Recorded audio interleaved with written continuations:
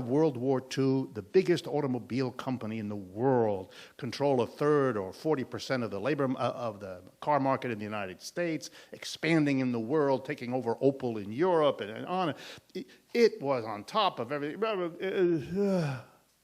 It's a defunct, it's a shell of itself now. It's a company that collapsed, is owned by the government right now. It assembled the highest paid, best advisors, Merrill Lynch, the biggest stockbroker in America, had his fingers in every town, and nothing. It's a subsidiary of the Bank of America. Nothing. So being under control, making decisions, they really know what they're doing. No, they don't. They make the best decision they can. They're subject to many more. If you go to a boardroom, I've done this a few times in my life in big corporations, they're the first ones to tell you, we can control, this is their language, we can control these many variables. They like to sound mathematic. But there are many more variables that will determine the outcome, and we don't have control over those. So one of the most important skills we can develop among our managers is the ability to understand that lots of things are going to happen for which we had no plan and no expectation, and you have to be flexible, and that's how they talk. But it is a kind of grudging recognition that yes, they make plans, and yes, they try, but they, like you and I, are subject to all kinds of political, cultural, economic complexities that can make Toyota succeed and General Motors collapse. That's the way it is. Merrill Lynch is gone. Wachovia is gone. Wells Fargo is here. But don't count on that either. They'll disappear too. It's not under control. Corporations are now moving out of the United States to get to this question because that's the best shot they think for them to survive. They have to produce elsewhere because the American society hasn't been broken down enough to make it profitable to stay here. The wages are not low enough yet. The constraints on what they can do are not few enough yet. But they're counting on centrist Democrats and Republicans to accelerate the process, and that's their position. You want us to stay here? Make it worth our while. And the same thing goes with the market. The market is not growing here.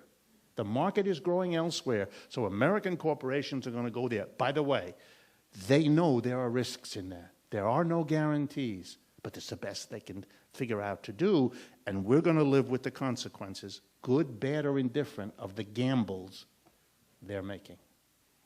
I again remind you, we're going to live with the results of the gambles a tiny number of people are making for doing what's in their interest in terms of profit and business growth.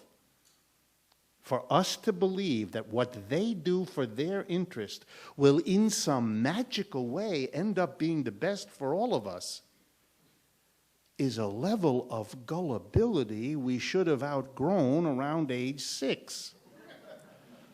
But some people haven't. You all know, or you should, the history of economics, my discipline. We celebrate as the founder of economics a deeply religious man, a professor of religious studies named, that's what he was, Adam Smith. He needed to come up with a theory to explain how it might be that if every individual economic actor, businessman or woman, worker, banker, if each one is concerned only to secure their own personal immediate interest, it will somehow work out. The man was a deeply faith-driven person. If each of us does what's just good for us, it will end up being the best for everybody. It will be as if God, he was a religious man, took each and every one of us by the hand and led us to so define our individual interests that it produced the best for everybody. It would, if you remember the phrase, it's as if We were all led by an invisible hand to do. Okay, this is a charming idea, but it really is a pretty thin rationale for businesses to do exactly what they want, for the rest of us to believe that that's the best outcome we can get. Maybe that was good in the 100 years that the United States rose as an economic power. It doesn't ring anything other than hollow now. And so we should outgrow. Recognize it for the charming image it was, but not to take that serious. It really is a variation of trickle-down economics. I'm going to take some liberties interpreting our final question. You began the talk by identifying yourself as a Marxist. Yeah. When it came to the prescriptive part of your talk, you talked about the importance of democratic worker control over the firm. As inspiration, you cited an agreement between the steelworkers and an anarcho-syndicalist organization in Spain. The question is, what do you think of the economic theories of Noam Chomsky, which I'm going to reframe as, Professor Wolff, are you changing your colors from red to black? No. It's way too late in my life for such things. No, I'm a red. And I should mention, and I'm trying to use my facial expressions as part of this, I am a happy Marxist. I don't apologize or retreat or anything. I understand that among the people who call themselves Marxists, there are people I have no interest in or connection to, that I disagree with. But any of you, those of you who call yourself, I don't know, a Christian or a Jew or a Republican or a Democrat have the same caveat that you have to articulate. So with that behind me, no.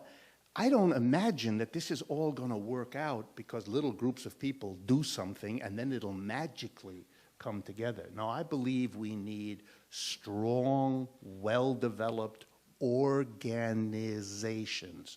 I'm not against organization. I am not an anarchist. I understand that there's an impulse behind anarchism to be critical of the state and to be critical of institutions. That part I like. But I take seriously that we face a capitalism that is not about to disappear, that is not about to go home and admit that it hasn't worked out real well and give us a chance. It's not going to do that. It's going to utilize all of its organizational means to confront us with obstacles and difficulties, or worse. And it would be naive and irresponsible, I think, for those of us on the left to imagine without organization that we can be a credible alternative. So no, that's one of the reasons I gave you the example of what's happening in Europe. They are making us struggle against austerity because they have organizations. That's what's allowing them to do it. That's the network and the skeleton around which people think politically. That's our problem in the United States. Europeans understand, not all of them, of course, but in a much greater number than here.